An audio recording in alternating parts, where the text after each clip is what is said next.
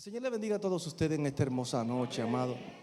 Damos gracias a Dios que nos da la oportunidad de estar aquí, reunidos con el objetivo de seguir estudiando el libro de Apocalipsis en su capítulo 1, un libro muy interesante, cargado de enseñanzas hermosas.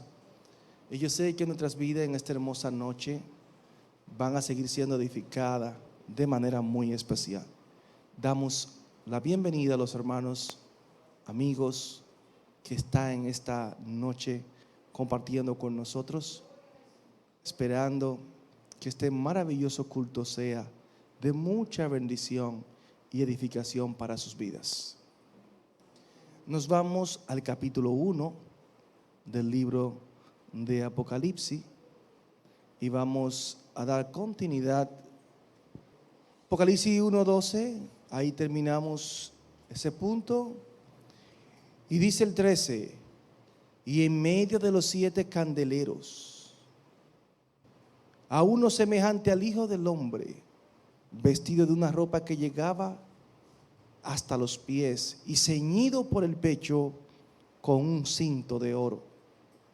Su cabeza y sus cabellos eran blancos como blanca lana, como nieve, sus ojos como llama de fuego, y sus pies semejante a bronce bruñido, refulgente como en un horno, y su voz como estruendo de muchas aguas. Tenía en su diestra 7 estrellas, de su boca salía una espada aguda de 2 filos, y su rostro era como el sol cuando resplandece en su fuerza. Cuando le vi, caí como muerto a sus pies, y él puso su diestra sobre mí, diciéndome: no temas, yo soy el primero y el último, el que vivo y estuve muerto, mas he aquí que vivo por los siglos de los siglos. Amén. Yo tengo las llaves de la muerte y del Hades. Escribe las cosas que has visto, y las que son, y las que han de ser después de estas. El misterio de las 7 estrellas que has visto en mi diestra, y de los 7 candeleros de oro. Las 7 estrellas son los ángeles de las 7 iglesias, y los 7 candeleros que has visto son las 7 iglesias. Qué lindo. Dios añada bendición a su santa y bendita palabra. Damos gracias a Dios que podemos reunirnos después ya de un par de semanas que no nos habíamos visto por causa ajena a nuestra voluntad, pero aquí estamos. Juan sigue relatando la visión que Dios le está dando. Y dice que cuando se volvió para ver la voz que hablaba conmigo, y vuelto vi 7 candeleros de oro, dice, y en medio de los 7 candeleros, a uno semejante al Hijo del Hombre, vestido de una ropa que llegaba hasta los pies y ceñido por el pecho con un cinto de oro. Poderosísimas palabras, amados hermanos. Vemos aquí a Juan relatando una vez más esa experiencia hermosa que él tuvo. Y habla de los 7 candeleros. 7 candeleros. Y en medio de esos 7 candeleros, uno semejante al Hijo del Hombre. Y la palabra Hijo de Hombre, un título que se utilizó para referirse el Señor a Él mismo también. Durante su ministerio, recuerdan ustedes que Él le preguntó a sus discípulos: ¿quién dice la gente que es el Hijo del Hombre? Él mismo se llamó el Hijo del Hombre. Y aquí vemos a Juan usando el mismo término, un título que no necesariamente está hablando de la humillación de Jesús, no, sino a esa gloria especial que Él adquirió, esa relevancia especial, a Jesús hecho hombre entre nosotros, pero con toda la deidad de Dios en su vida. Lucas así hace referencia al Señor como el Hijo del Hombre en su evangelio, así lo presenta. Mateo en su capítulo 16, versículo 13 también nos habla de esto. Y Lucas también añade en el capítulo 9, versículo 18. Entonces vemos aquí que Juan está haciendo un relato de Jesús y nosotros sabemos que Él es el Mesías y ellos también entendían que Él era el Mesías. No todo el mundo tenía esta revelación. Dese cuenta que estaban esperando al Mesías. Y aquí vemos a uno que es semejante al Hijo del Hombre. Un uso del adjetivo homoión, que es una descripción que no solo limita a Cristo en su humanidad, no, sino su exaltación posterior por la resurrección, por su gloria, por su deidad. Y hablamos claramente acerca de la deidad. El apóstol hace referencia también a Daniel en su capítulo 7, para que ustedes lo apunten, versículo 13, donde Daniel declara y dice: miraba yo en la visión de la noche, y aquí con las nubes del cielo venía uno como un hijo de hombre. O sea que Daniel tuvo una visión semejante a la que Juan nos está relatando. Y qué bueno, el Hijo del Hombre. Y sigue diciendo acerca de este perfil que está dando Juan aquí. La vestimenta que tenía, una vestidura de una ropa que llegaba hasta los pies y ceñido por el pecho con un cinto de oro. Un cinto de oro. Qué bien. Esta palabra, amados hermanos, tenemos que tomarla en consideración porque tiene un significado muy excepcional. Muy excepcional. Y es que ahora mismo vemos que está hablando de un traje que pertenece a un sumo sacerdote. La vestimenta que está viendo Juan, el sumo sacerdote era el que usaba esa vestimenta. Cuando nos vamos a Éxodo, su capítulo 28, versículo 4, y también el verso 31 y 32 del mismo capítulo 28, ahí vamos a ver la vestidura que le correspondía a un sumo sacerdote. Esa túnica, un vestido que llegaba hasta los tobillos, al borde de los pies. Entonces sabemos que la Biblia habla de Jesús, que es el sumo sacerdote según el orden de Melquisedec. Y eso lo podemos ver en Hebreo, su capítulo 4, versículo 14. El sumo sacerdote, el más grande, el más excelso, porque traspasó los cielos, subió hasta lo más encumbrado, nos señala la Biblia, allá en los cielos, se colocó sobre y por encima de ellos. Y allí muestra una vez más su honor, su soberanía, situándose en la majestad de las alturas. Si nos vamos a Hebreo, su capítulo 1, verso 13, y Hebreo, su capítulo 2, verso 9. Hebreo 1, 13, lo vamos a leer. Y dice: pues ¿a cuál de los ángeles dijo Dios jamás: siéntate a mi diestra, hasta que ponga a tus enemigos por estrado de tus pies? O sea, a ningún ángel Dios ha dado tal privilegio, el privilegio que tiene Jesús.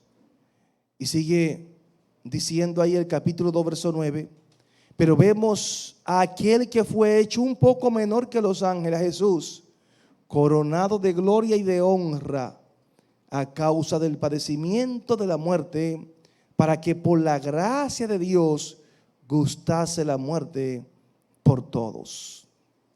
Ese sumo sacerdote que subió a los cielos, dice, para llenarlo todo. En Efesios, su capítulo 4, versículo 10, nos habla acerca de esto. Según lo que estaba establecido en el orden sacerdotal, el sacerdote entraba una vez al año al lugar santísimo. Oiga, una vez al año entraba el sacerdote. Entonces vemos aquí que Jesús entra una sola vez por siempre y para siempre. Por eso proclamamos y declaramos, como dice la Biblia, que es el sacrificio perfecto. Amén. El sacrificio perfecto. Y no solamente nos da el privilegio a nosotros de ser redimidos, sino de tener acceso a la gracia de Dios y de que nuestras oraciones sean escuchadas a través de ese sacrificio. Dese cuenta que el sumo sacerdote era la única persona que mediaba por el pueblo. Ahora todos nosotros tenemos el privilegio de poder hablar con Dios, de poder orar, gracias al sacrificio de Jesús. Y usted saber que Dios le está escuchando, eso es algo que no tiene precio, amados hermanos. De verdad que no. A Dios sea toda la gloria. Entonces vemos aquí que el que es hombre perfecto, así semejante al Hijo del Hombre, es también el Dios verdadero. Es el Dios verdadero. Entonces vemos aquí que Jesús, que puede ser adorado porque tiene esa deidad de Dios, ese sacerdote entraba una vez por siempre, una sola vez, y tenía que volver el año que viene a hacer lo mismo. Y nosotros fuimos prácticamente exonerados, decimos así, de la culpabilidad del pecado, siempre y cuando usted y yo aceptamos esa gracia y ese sacrificio. Entonces vemos a Jesús aquí proveyendo a nosotros, amado, como sumo sacerdote, los bienes venideros espirituales y sobrenaturales sobre su iglesia. En Hebreo, su capítulo 9, versículo 11, podemos buscar Hebreo 9:11, que dice de la siguiente manera: pero estando ya presente Cristo, sumo sacerdote de los bienes venideros, por el más amplio y más perfecto tabernáculo, no hecho de manos, es decir, no de esta creación, no de esta creación. Entonces vemos que las bendiciones de Dios es para nosotros ahora y será para nosotros también en el futuro venidero. O sea, que la iglesia ha sido bendecida de una manera muy, pero muy especial. Y vemos cómo el Señor, en su soberanía y en su gobierno, nosotros como iglesia vamos a disfrutar de ese reinado. Si ustedes ven aquí al Hijo del Hombre y lo ven con esa vestidura de sacerdote, es por esto que nosotros como iglesia hemos entendido que el servicio sacerdotal que lleva la Iglesia Católica Romana, ya ese servicio no está vigente. Pastor, ¿por qué?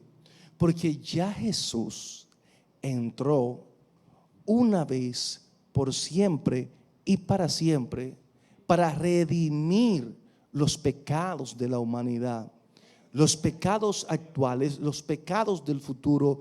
Allí en el Señor nosotros encontramos perdón. Oiga, en el Señor. Por consiguiente, ningún sacerdote tiene que entrar allí a ofrecer sacrificio de animales, con sangre de animales, porque ya el Cordero inmolado fue crucificado. Fue crucificado. O sea que usted y yo Gracias damos que hemos aceptado ese sacrificio. Entonces vemos aquí también, porque lo conocemos como el Rey de Reyes y Señor de Señores. Entonces la Biblia, ahí mismo en el verso 13, nos dice: vestido de una ropa que llegaba hasta los pies y ceñido por el pecho con un cinto de oro. Un cinto de oro, un fajín a la altura de su pecho. Esto pone de manifiesto lo que es la condición real del Señor. Vemos aquí a un sumo sacerdote que es rey, pero también es juez. Eso es lo que simboliza también.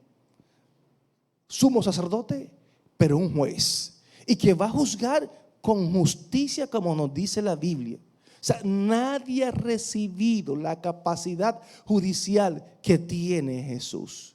El Padre lo ha puesto en sus manos. Cuando nos vamos a Juan, su capítulo 5, verso 22, dice: porque el Padre a nadie juzga, sino que todo el juicio dio al Hijo. Todo lo dio al Hijo. O sea que ese Hijo que nosotros tenemos, que se presenta como el Salvador, que se presenta como el abogado, que se presenta como el mediador, nosotros o aquellos que todavía no han recibido a Jesús y se han ido de esta tierra sin recibir al Señor y no han obedecido sus mandamientos y no han aceptado su gracia, amado, tendrán que verse cara a cara con Él como juez. Como abogado es muy bueno, como salvador, como mediador, como redentor.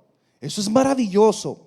Pero no es posible que usted venga donde mí mostrándome bondad y tratando de ayudarme, y yo rechazando su bondad y pagándole el bien que usted me quiere hacer con mal, y al final del camino usted tenga que verse conmigo como juez. No es nada bueno. No es nada bueno. Y eso es lo que vemos aquí, que Él es rey, también es juez. Entonces el Padre le ha comunicado al Hijo, le ha conferido la autoridad al Hijo para juzgar a Él, amado. Amén, para que estemos claros con esto. Porque es que me da pena, porque el hombre no quiere acercarse a Dios para nada. Entonces la voluntad del Padre siempre desde el principio ha sido querer salvar la humanidad. Dese cuenta que el plan de redención estaba hecho. Porque el Señor dijo que de la simiente de la mujer iba a nacer uno que iba a herir en la cabeza a la serpiente. O sea, vemos el plan de redención hecho desde el inicio, y por eso el Señor en su capítulo 3 de Juan nos habla de ese plan tan hermoso en el versículo 16 y 17.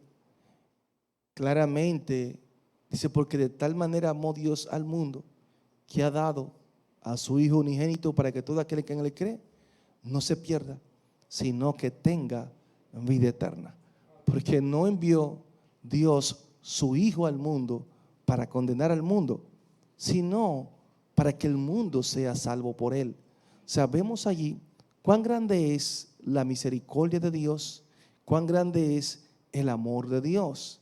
Y lo duro es, amado, que el Señor va a ser el juez supremo. Y en ese juicio, la iglesia está libre del mismo. La iglesia no pasará por ese juicio. La iglesia tiene un juicio, pero no condenatorio, sino para las recompensas, como nos enseña la Biblia. Pero en este juicio donde Él será el juez, amado, de verdad que tenemos que pedirle a Dios que nos ayude a mantenernos firmes para no pasar por ahí. Amén. De verdad que es un privilegio servir a Dios. Entonces, aquellas personas que no reconozcan a Cristo como su Salvador tendrán que verse con este juez. Y de verdad, amado, que ese juicio universal que vendrá para toda la tierra es un juicio en el cual nosotros como iglesia no vamos a atravesar por él. La iglesia no pasará por ese juicio, pero aquellos que se levantan contra el Hijo tendrán su recompensa y no será buena. Por eso el Salmo 2:12 dice: honra al Hijo para que no se enoje y perezca en el camino, pues se inflama de pronto su ira. O sea que tenemos que honrar al Hijo, al Salvador, al Redentor. Y aunque muchas personas pues no quieran recibir a Cristo, reconocerlo, pues dele gracias a Dios que usted y yo hemos tenido la fe para hacerlo. Juan, él sigue viendo y contando la revelación, amado, y de verdad que es impresionante, impresionante. Ya vimos al Señor como sumo sacerdote y vimos también lo que representa este cinto, el carácter judicial de Dios. Entonces dice, su cabeza, sus cabellos eran blancos como blanca lana, como nieve. Wow, qué lindo. Y sus ojos como llama de fuego. Esa descripción también Daniel habla algo similar. Capítulo 7, el verso 9. Daniel habla del anciano de días. En Daniel 7:9. El anciano de días. Una referencia alusiva a la eternidad del Hijo de Dios. Juan, su capítulo 1, versículo 1. Y en Hebreo, también su capítulo 13, verso 8. Juan 1:1 y Hebreo 13:8. Entonces vemos aquí esa idea que se está expresando. Su cabeza y sus cabellos eran blancos como blanca lana, como la nieve. No está refiriéndose solamente a lo que es la santidad del Hijo. Aquí, más bien también, se refiere a lo que es la gloria eterna que Jesús, como Hijo, comparte con el Padre. La gloria eterna. Se aprecia lo que el mismo Daniel también habla como el anciano de día. Entonces, de verdad que esa blancura que él ve representa esa santidad inmaculada de Dios. Una blancura, algo espléndido. Y por eso ustedes ven que él lo compara. Y dice que eran blancos como la lana. Algo hermoso, algo lindo. Blanco como la lana. Hay personas que confunden esa blancura y creen que el Señor es un anciano que anda con un bastón, ¿sabe? Un viejito. Pero esa blancura no es eso lo que representa. Por eso se lo digo, de la santidad, de lo que es la eternidad con el Señor. O sea, que no se equivoque usted creyendo de que el Señor Jesús y el Padre son dos viejos. No, amado hermano, no comete ese error. Amén. No lo cometa. Y sigue aquí, blanco como la lana. ¿Qué nos da a entender esto, amado? Como la lana. Isaías, su capítulo 1, verso 18 también, lo pueden buscar. Isaías 1:18. Qué lindo este Señor. ¿Ya lo tienen? Dice: venid luego, dice Jehová, y estemos a cuenta. Si vuestros pecados fueren como la grana, como la nieve, serán emblanquecidos. Si fueren rojos como el carmesí, vendrá a ser como blanca lana. ¿Como blanca? Lana. Amén. Entonces vemos aquí lo que es santidad, limpieza. Los mismos serafines hablan de esa santidad de Dios, pero nunca vea esto como una vejez. Ahí mismo Isaías, su capítulo 6, verso 1 al 3, nos habla acerca de esto. Dice: en el año que murió el rey Usías, vi yo al Señor sentado sobre un trono alto y sublime, y sus faldas llenaban el templo. Por encima de él había serafines, cada uno tenía 6 alas, con 2 cubrían sus rostros, con 2 cubrían sus pies y con 2 volaban. Y el uno al otro daba voces diciendo: Santo, Santo, Santo, Jehová de los ejércitos, toda la tierra está llena de su gloria. Amén, gloria a Jesús. Y sigue Juan diciendo que sus ojos eran como que, como llama de fuego. Oiga, como llama de fuego. Yo no sé si usted ha visto a alguien así, con los ojos como llama de fuego, pero esto también tiene su significado para que podamos entender esa mirada penetrante, escudriñadora, ¿entiende? Con una capacidad, amado, que mente humana, corazón humano no puede discernir. O sea, es una mirada que llega y penetra a lo más profundo, que aún las intenciones que tiene la persona en el corazón, esa mirada puede discernirla.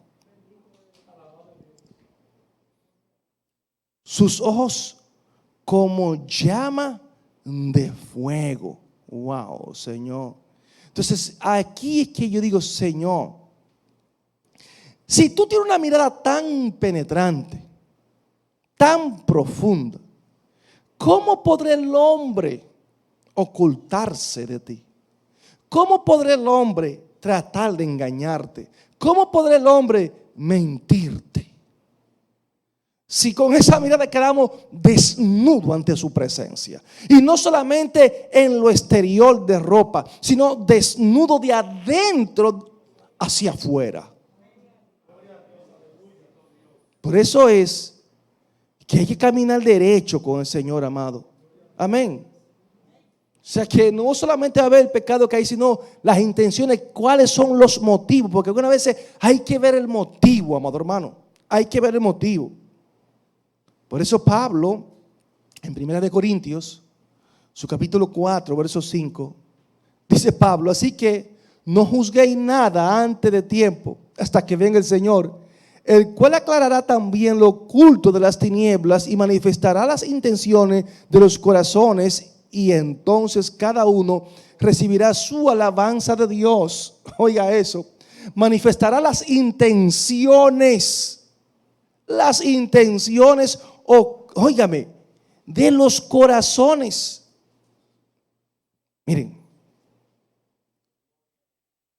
wow, ojo como llama de fuego.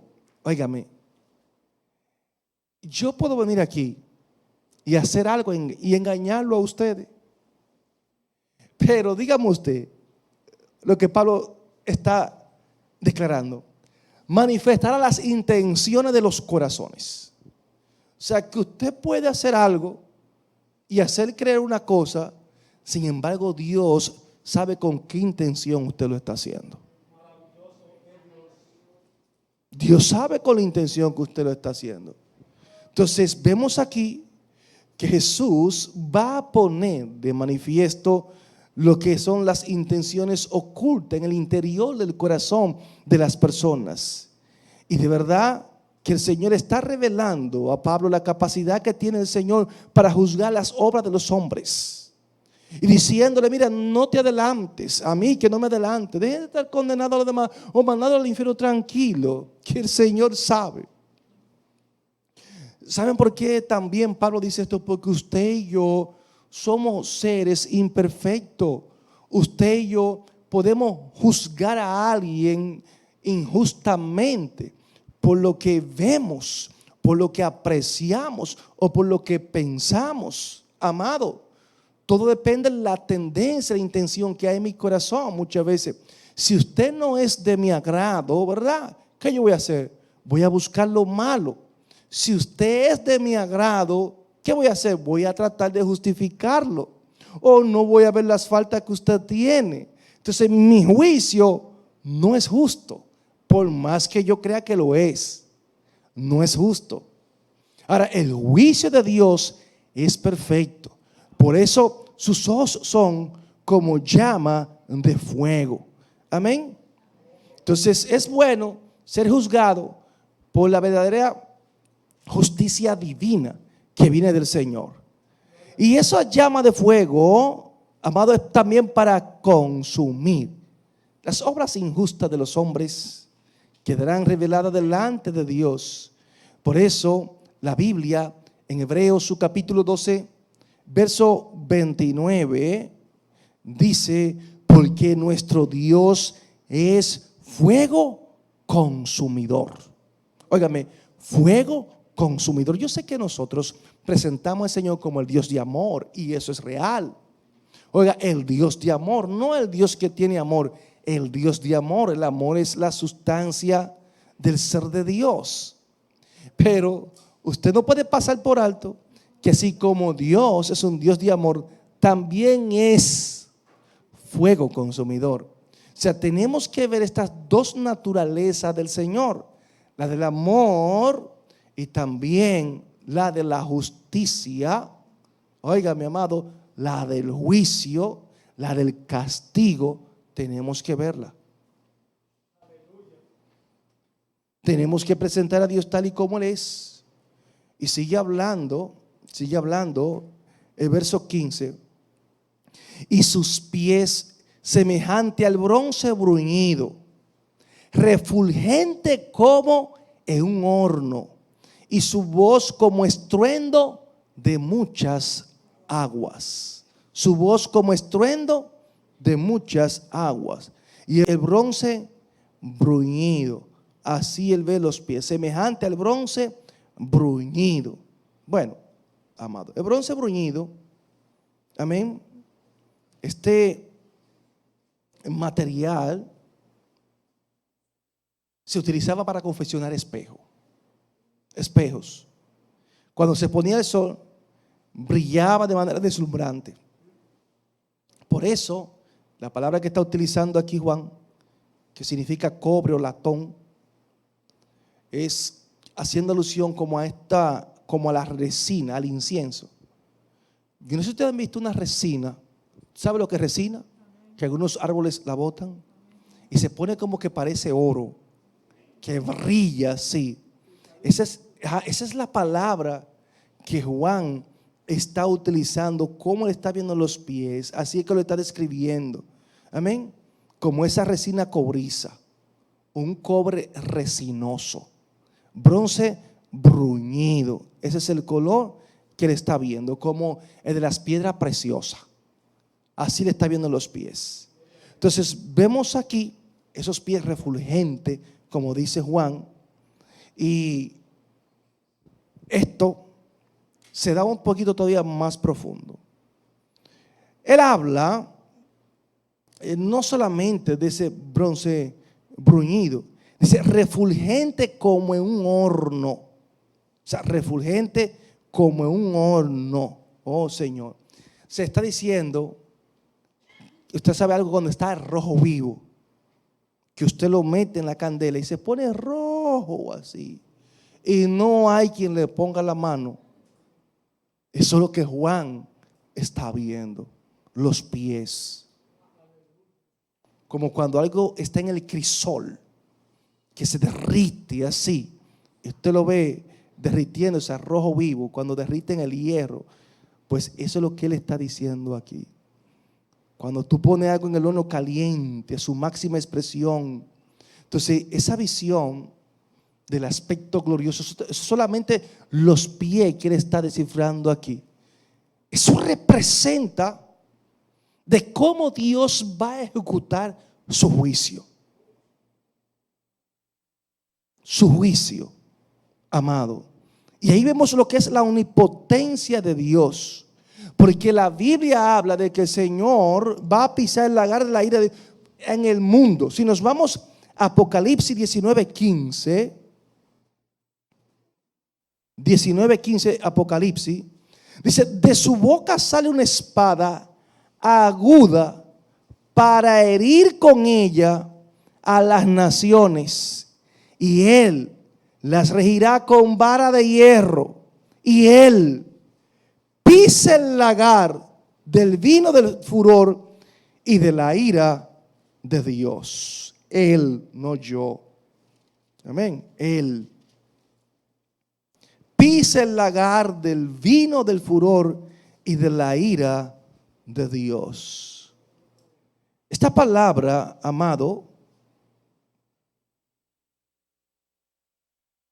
ustedes saben, el lagar era el lugar preparado para depositar la uva. Entonces, en esos tiempos, tal vez no existen las maquinarias o existían como hoy en día. Se usaban doncellas. Y estas doncellas, con sus pies limpios, higienizados, entraban en el lagar y comenzaban a pisar las uvas. ¿Me entiende? Pisando las uvas se iban triturando y por una área comenzaba a salir el jugo de la uva. Así se hacía el vino. Entonces vemos aquí una especie de ilustración que el Señor está utilizando en Apocalipsis 19:15, y Él pisa el lagar del vino, del furor y de la ira de Dios. O sea que Él pisa el lagar. Sabemos nosotros que el Señor va a manifestar su juicio. O sea, ese bronce es símbolo de juicio y el fuego de la ira divina. Esos pies que está viendo Juan es lo que simbolizan. Entonces, en esa visión, amado, vemos la acción judicial de Dios derramando su ira sobre el mundo entero. Sobre el mundo entero. O sea, sobre aquellos que no se han arrepentido. El juicio de Dios vendrá. Los malvados serán aplastados. Los malvados serán reducidos a ceniza cuando el Hijo del Hombre, el Hijo de Dios, intervenga en el mundo. Si nos vamos a Malaquía, en su capítulo 4 y verso 3, dice: hollaréis a los malos, los cuales serán ceniza bajo las plantas de vuestros pies en el día en que yo actúe, ha dicho Jehová de los ejércitos. O sea que el juicio de Dios es inminente, amados hermanos. Vemos el poder que tiene el omnipotente Dios, el todopoderoso. Y esto será insoportable para los impíos, para aquellos que se burlan de Dios, para aquellos que ridiculizan a Dios. Amado, el mundo va a sufrir el juicio de Dios, y lo más duro es, amados hermanos, que nada ni nadie en la tierra podrá impedirlo. Nadie lo podrá impedir. Si tú no lo recibiste como Salvador, tendrá que aceptarlo como juez, tendrá que aceptarlo como el justiciero. Amados, por eso vale la pena acercarse a Dios. Vale la pena. Porque ese juez supremo, nadie se va a burlar de él, nadie lo va a engañar, nadie lo va a manipular, nadie lo va a chantajear. No hay forma de pagarle un soborno a este juez, que lo sabe todo y no le hace falta nada, iglesia del Señor. Aquí que podemos ver cuán grande es la misericordia de Dios, porque, amado, Dios en su señorío, en su majestad, a Dios le place hacerse hombre, venir con un plan de salvación para nosotros, para que nosotros podamos aceptarlo aún no siendo merecedores y siendo malos. Él muere por nosotros, y aún viendo nosotros el plan de redención, lo rechazamos. Aquí vemos el resultado de rechazo al Señor. Ese es el resultado. Y dice, y sigue diciendo aquí: y su voz como estruendo de muchas aguas. Amén. Aquí está hablando de un ruido impresionante. Si usted ha estado donde hay una catarata. ¿Entiende? Unas cataratas. Usted ve ese, cuando eso baja. Yo tuve el privilegio de estar en la catarata del Niágara. Y eso es un brazo de mar que baja allí. Y cualquier persona que cae en esa área ahí, es muy difícil que la pueda contar. Entonces, la expresión que Juan está usando aquí como estruendo de muchas aguas es algo similar. O sea, una voz con autoridad, algo impresionante, amados. Amén. Algo impresionante. Entonces vemos aquí de cómo Juan escucha esa voz. Y esa voz, amado, será una voz con mucha autoridad. En Mateo, su capítulo 25, versículo 41, podemos ver nosotros lo que la Biblia habla de esa voz de estruendo de muchas aguas. ¿Qué representa esa voz? Representa autoridad, majestuosidad, que va más allá del poder del control del hombre. Eso es lo que representa esa voz rugiente, una voz furiosa. Bendito el Señor. Mateo 25, 41. El Señor dice: apartaos de mí, malditos, al fuego eterno, preparado para el diablo y sus ángeles. Y esa sentencia, ¿sabe qué pasa? Que será inapelable. Ahí mismo, en el verso 46 dice: e irán esto al castigo eterno. Amén. Otros para condenación. Esa voz será tan potente que hasta los muertos van a resucitar. Los muertos, amado. O sea que tenemos que poner mucha atención a esto. El Salmo 93, 3 también podemos ver, y verso 4, referencia a esta voz. Salmos 93, 3 y 4. Que dice: alzaron los ríos, oh Jehová, los ríos alzaron su sonido, alzaron los ríos sus ondas, Jehová en las alturas, más poderoso que el estruendo de muchas aguas, más que las recias ondas del mar. Y asimismo Ezequiel hace alusión en el capítulo 43, versículo 2. ¿Lo pueden apuntar? Ezequiel 43, 2 y Amós 1, 2. Ezequiel 43, 2 y Amós 1, 2. Dice: y he aquí la gloria de Dios de Israel, que venía del oriente, y su sonido era como el sonido de muchas aguas, y la tierra resplandecía a causa de su gloria. Eso fue cuando la gloria de Jehová llenó el templo. Miren, amados, nosotros servimos a un Dios que lo que conocemos es ráfaga de Él. Ráfaga. Muy poco nosotros conocemos del Señor. Amós, su capítulo 1, verso 2 también, dice: dijo Jehová, rugirá desde Sión y dará su voz desde Jerusalén, y los campos de los pastores se enlutarán y se secarán la cumbre del Carmelo.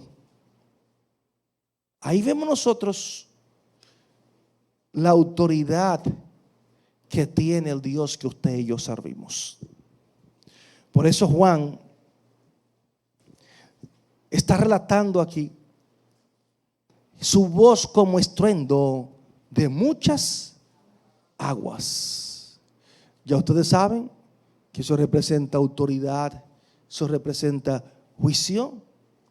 El día del Señor vendrá y la ira de Dios va a descender sobre los moradores de la tierra, que van a sufrir la consecuencia de haber rechazado el amor, el perdón y la misericordia del Todopoderoso. Y sigue diciendo, tenía en su diestra 7 estrellas. Eso es el verso 16. 7 estrellas. De su boca salía una espada aguda de 2 filos. Y su rostro era como el sol cuando resplandece en su fuerza. Ay, Jehová. Esa es la visión que Juan está teniendo ahí. Y yo digo, wow, Dios Todopoderoso, diciendo, quien tiene honor, autoridad y gloria en sus manos, que estoy aquí y yo relatando, tenía en su diestra 7 estrellas. Su diestra, está hablando de la derecha. 7 estrellas. De su boca salía una espada aguda de 2 filos. Y su rostro era como el sol cuando resplandece en su fuerza. ¿Algunos de ustedes han visto la gloria de Dios? ¿La han visto? Bien. Trate de ver al sol. Cuando esté en su esplendor, abra los ojos y haga así. ¿Me entendió? No podemos resistirlo. Y dése cuenta que eso es una creación del Todopoderoso. Entonces, Juan está haciendo una comparación de su diestra, de su boca y de su rostro, que era como el sol. O sea que él no podía detenerse a ver el rostro del Señor para nada. Porque es que nadie, amado, puede ver el sol con normalidad y quedarse como que no ha pasado nada. ¿Me entiende? Usted podrá hacer así y tiene que quitar, porque le puede traer consecuencia irreversible, amados hermanos, irreversible. Y vemos aquí, una vez más, las 7 estrellas. Esas 7 estrellas tienen una representación. Y el verso 19, a ver, verso 19. Más adelante el Señor, ahí mismo en el 20, nos da el significado de esas 7 estrellas. Dice, el misterio de las 7 estrellas que has visto en mi diestra y de los 7 candeleros de oro. Las 7 estrellas son los ángeles de las 7 iglesias y los 7 candeleros que has visto son las 7 iglesias. O sea, uso ese verso 20 porque hay personas que dicen, ¿qué son esas 7 estrellas que están ahí? Bueno, pues vemos aquí que el Señor está hablando que son 7 ángeles. Pero ¿cuáles ángeles son esos?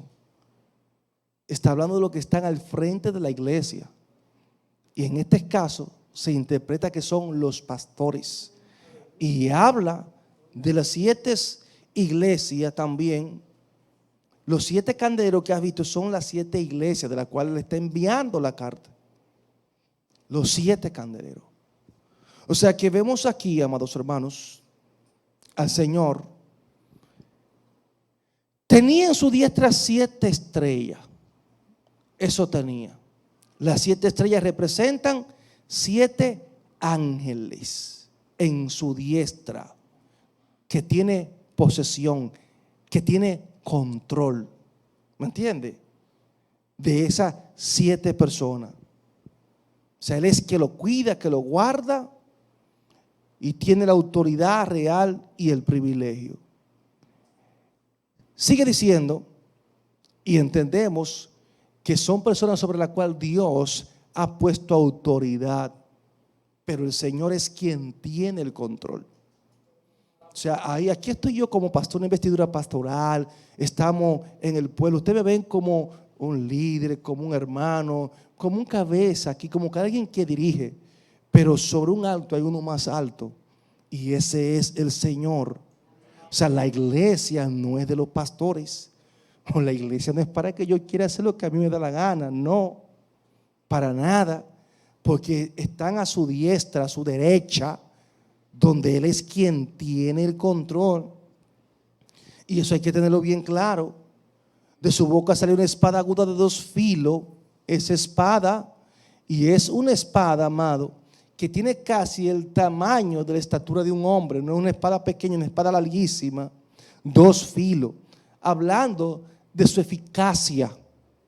2 filos. Que corta a la derecha, que corta a la izquierda. O sea que ese juicio que viene será un juicio con mucha eficacia contra sus enemigos. Y de verdad que no podemos dudar de la capacidad que Dios tiene para ejecutar sus juicios. Dese cuenta lo que pasó con Sodoma y Gomorra. ¿Quién se pudo escapar al juicio de Sodoma y Gomorra? Nadie se pudo escapar, amado. Nadie, óigame, nadie se pudo escapar. Y eso es algo que tenemos que tenerlo bien claro. Pero bien claro. Estaba saliendo de su boca. Estamos diciendo que no es algo defensivo sino ofensivo. Es juicio. Recuerden que al final de la jornada, cuando Satanás sea suelto y engañe a las naciones, dice que de la boca de Dios, ¿qué va a pasar? Fuego, amado. Va a descender fuego. O sea, vemos aquí a un Dios de poder que nadie puede hacerle frente. Nadie le puede hacer frente. Entonces, esa espada se utilizaban, los militares la usaban, esa espada. Y eso es un emblema de que va a juzgar, de que va a ejecutar sentencia. Como dice Romanos 13:4, habla de eso. Bendito Dios. Entonces la espada, para donde quiera que él tira, como quiera corta, porque tiene 2 filos. Así es. Y sigue diciendo, Juan relatando esta visión.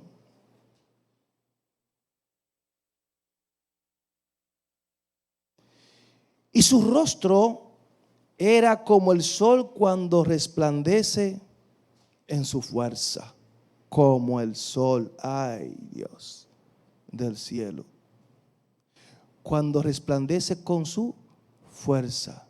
Aquí vemos, amado, que Juan no solamente se está refiriendo a la cara del Señor, no, sino a la persona, y expresa todo lo que significa aquí, ese rostro como el sol.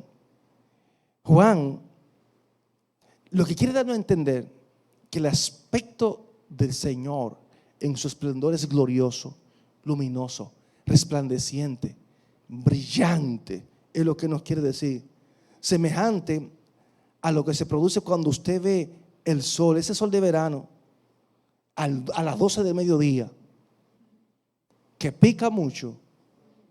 Imagínese usted ahí, con esa intensidad. Entonces, por eso, en Malaquías 4:2, la Biblia hace referencia del Señor como el sol de justicia. En Malaquías 4:2. Como el sol de justicia. Así mismo. En el monte de la transfiguración vemos allí también una experiencia hermosísima con 3 de los discípulos que estaban allí presentes. Pedro quería que se hiciera una enramada en aquel lugar. Y Juan aquí lo que está viendo es un anticipo de lo que viene. Qué lindo es el Señor. Entonces, ustedes han oído la palabra Shekinah, que es la gloria de Jehová, la gloria de Dios. Ese aspecto majestuoso. Eso es lo que Juan pudo percibir en ese momento. Amén. Seguimos, él sigue relatando. Dice, cuando le vi, caí como muerto a sus pies. Y él puso su diestra sobre mí, diciéndome: no temas, yo soy el primero y el último. Ay, Señor. Aquí yo de verdad que hay que detenerse. Hay que detenerse. Usted dirá: pastor, ¿por qué? Porque cuando él lo vio, cayó como muerto a sus pies. Y cada vez que usted oye personas que vieron al Señor, que el Señor se sentó con ellos, amado, Daniel tuvo el privilegio de verlo. ¿Y qué pasó? Cayó como muerto. Juan tiene el mismo privilegio y cayó como muerto a sus pies. Cayó como muerto a sus pies. Ustedes ven personas que utilizan este verso y lo sacan de su contexto. Y algunas veces justifican: yo caí. ¿Pero por qué tú caíste? Amado, si yo oro por usted, yo he orado por personas y las personas han caído, bien. Pero se sobreentiende que usted tiene que revisar por qué usted cayó. Porque si usted no recibió una experiencia, si usted no se sanó, si usted no fue lleno del Espíritu Santo y no tuvo una experiencia espiritual, ¿por qué usted se cayó?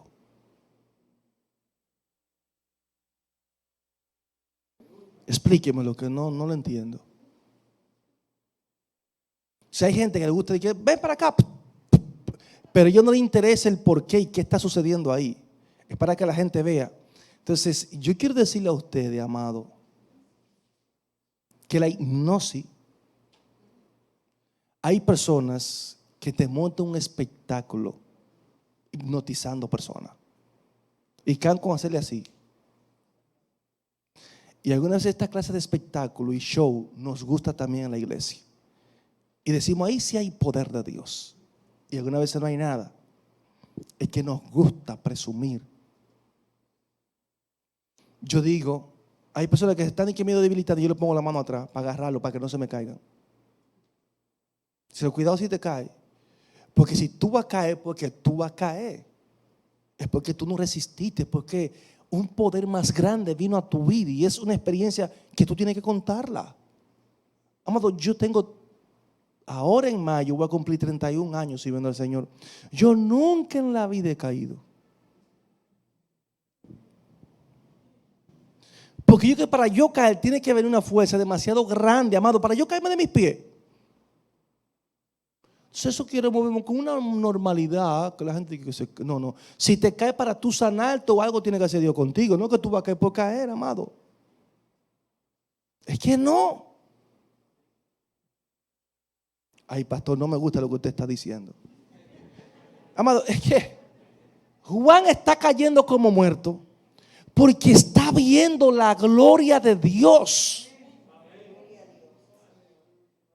Y él no se puede resistir porque no hay cuerpo humano que pueda. Y con esto yo no estoy diciendo que alguien no pueda caer. Sí, porque Dios es soberano y Dios puede hacer un milagro extraordinario, amado. Y tratar con una persona, tener un éxtasis, una experiencia. Todo eso es posible. Pero ese relajito que hay, tú te caes, tú te caes. Y cojo el saco y te topo con el saco y te caíste. Y que ya no resististe y allí está. Amado hermano.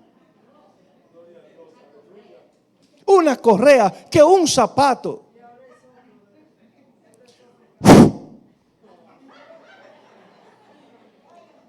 Dios del cielo, iglesia, despertemos, que esto nos ha hecho mucho daño. Viví en esa burbuja que muchas veces no es real, amado. Entonces, esta visión impactó a Juan, amado. Y de verdad que se derribó a los pies del Señor, pero rodeado de majestad, rodeado de gloria. Entonces vemos aquí que no fue algo ceremonial, no, amado, no. Fue que se derribó ante la gloria del Señor. Cayó como muerto, dice él, porque ante la presencia de Jehová, dice la Biblia, que tiembla la tierra, amado, tiembla la tierra. Y de verdad que es impresionante, amado, impresionante. Daniel 10 habla acerca de eso ahí.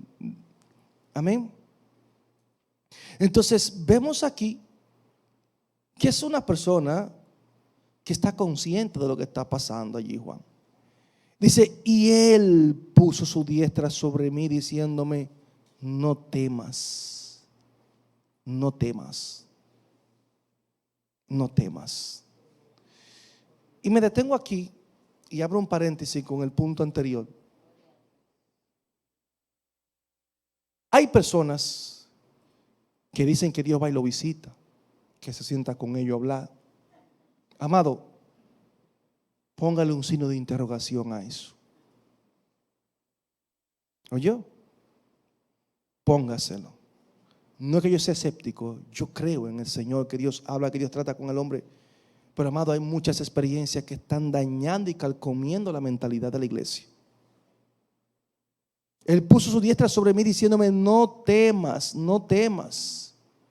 Aquí vemos el Señor cuando tú y yo ponemos nuestra confianza en Él. No temas. Literalmente le quiso decir, deja de temer ahí a Juan. Esa actitud. Para que nosotros no sintamos temor. Juan pensaba, ustedes saben que todo el que tiene una experiencia así, que veía al Señor, entendía que se iba a morir. En el Antiguo Testamento ustedes van a ver, el mismo Isaías dice, yo hombre muerto, ¿me entienden? Y grandes hombres de Dios, cuando entendían con quién estaban hablando, el mismo Gedeón entiende que va a morir, porque vio al ángel de Jehová. Y Juan, me imagino que sintió ese temor, y le dijo él, yo soy el primero y el último. Yo soy el primero y el último. Ese énfasis que lo tratamos nosotros. El que vivo y estuve muerto. Y vamos a dejar ese verso 18 ahí para seguir tratándolo el martes que viene y entrar en el 18, 19, 20 y el capítulo 2, si así Dios lo permite.